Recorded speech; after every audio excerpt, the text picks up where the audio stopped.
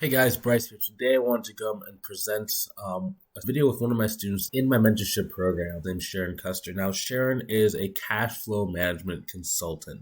She basically helps companies improve on their cash flow, whether that's like reducing inventory, whether that's like increasing their prices, just making sure the business can be able to make more money at a much more sustainable pace. Now, if you want some help growing your business, but maybe you've been thinking about starting or you've been trying to start and it's just not quite working the way you want, if you want to be able to reach your goals in the shortest period of time possible, I recommend you book a call inside of the link inside the description, either above or below the video, to book a call with myself to see if we can help you inside of our program for coaches and consultants. So I'm extremely excited to bring this video to you.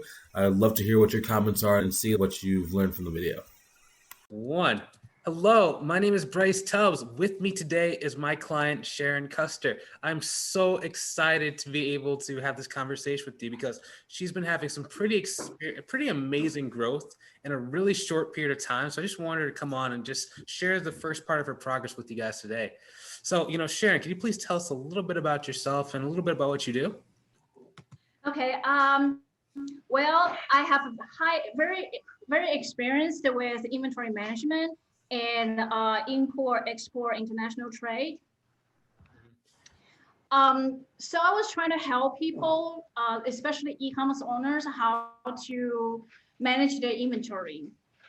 But I look back, like I'm so excited I get my first client, and I was trying to say, oh, I should do this, or I should do that, and there's so many ideas, but really down to the point, the customer is looking at what you can help them, what the problem you can solve. Only even just one problem, they will be very thankful. And that is it. And then when you talk to the client, be confident, straight to the point, and just convince them. When I said convince them, it's more like bring up your value. Let them see how valuable you are, and that is it. Very straightforward and very easy. Yeah, because we worked a lot more than what most people think you do, both on creating that service, really pinpointing down the one thing. Because I remember you were talking about, if I only offer this one thing, are they going to value it? Are they actually going to want to buy it? Remember that conversation? Exactly. Like I want to offer A, B, C, D, use like a bundle. It doesn't work like that. They don't, the customer doesn't want to hear it. They just want to focus on their only one, the only problem. I mean, they may have more than one problem, but they come to you. Seriously, if you can pick one problem and solve that they will be very thankful. And for the new client, how much are they paying you for this program that you're doing with them? The program is 3 months, and then they are going to pay me $4,800. Wow. And this actually came about like the day after you asked me, hey Bryce, when am I going to get my first client? Do you remember that? Exactly. And then I was mapping out like, oh, I should have how many calls, and maybe ratio is 10%, 20% of return. So I will have 2 clients every week. It doesn't really matter when you are putting things on the paper. It's just a thought in your head and put on paper, but you have to go to the market. If you just try to plan everything out on the paper and you just don't go out to talk to people, you don't know. I have so many things wrong, like my perception, until I talk to the client. It just like, yeah. You are playing a guessing game when you are behind the desk. You have to go out to talk to people, so you know what they need. It's not say how skillful you are, but you need to go out, really find out what they need. So let's just take a step back. So there's a couple different things in there. Like how did you first find out about me, and what kind of piqued your interest in even working with me? I'm sorry, one more time. I couldn't hear you. I said, how did you first find out about me, and what kind of got you interested in learning about working with me? Oh, it's interesting. I did not even talk to Bryce prior to sign up to work with him, and I'm very thankful that he paid me.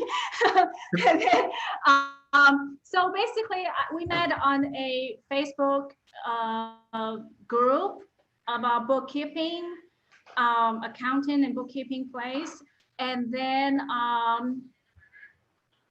I was answering questions to others, and all of a sudden, Bryce just sent me a private message and said, "Hey, I'm interested in knowing what projects you have going on, and maybe I can, help you out some way." Yeah. I really like how he approaches me, because there are many, many, many private messages out there, and then I pretty much just ignore them. Bryce's position is not in a way, it's like, "Hey, I have a great program to help you out." It's not like that. It's more like, "Hey, like I'm your friend, I would like to talk to you."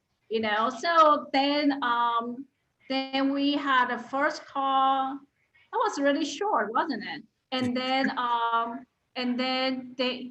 he basically got both of us interested, knowing each other even more. So, hi, this is my son. Hi. You need to go, okay? I'm sorry, Yeah. baby. Can you even talk about that? Like how, being a mom and running your business and still being able to carve out time to kind of grow. Has it been as easy as you thought it would be to get the clients while still having, a child in the house? Coronavirus has kind of changed the norm. Like, I can't even put him in daycare. Even I want to take the risk. Nobody will take the risk. So I'm sorry about the noise in the background. Double, please. So it's a little bit challenging. So what happened is that what I can do is work around kids' schedule. So that, right now my son is 5, so it's a little bit difficult to tell him, say, "Hey, you need to move, you need this, you need that." But what, as a mom, what you can do is that if the kids go to bed late, then they get up late, then you can work early in the morning, vice versa. You find a time, or if you're lucky, you have family or friends that can help you to watch the kid just for a few hours, then you can arrange that to make it happen. Make it happen. So the distraction is there. You just have to you leave your most energetic hours alone. That's all you can do. And then you're trying to take the kids out, spend more time with your kids so they are sick of you, and then they will leave you alone when they come home. So let me ask you this question. So there was like a couple main places that we've really worked on so far. First was our confidence. Actually, 3 main places: our confidence, being able to like kind of talk about our value and sell, and the third thing was staying focused. Can you maybe talk about the first thing we worked on, which was really having the confidence to actually go to the market? Yes. Confidence is very important. I'm working on that. That's one of my weakness. But practice is very important. So you practice few questions that the future clients may ask you. So you already rehearse that answer. You're not going to just rumble out all kinds of things, not focus on the topic. Yeah, because we were just talking about that weekend. Before you got the client, you were like, there was a couple things. The one was like, you point blank said, "I am not prepared for this." and the second thing, you were like, "I don't even know if I should spend my time on it because I don't know if I'm going to actually get them to pay." And I kind of gently nudged you forward because I'm like, "Come on, we gotta do this. We gotta do this. We gotta do this." Yes. And can you also talk about maybe like, do you think that someone who's watching should actually like listen to me and just work with me? Yes, definitely. It's there are many things that I must appraise you. Is a good word to say? It's very important to have a coach on your side to ask the right question. so that my first meeting with the clients was so prepared because I am prepared. Yeah. Okay. And the second thing is that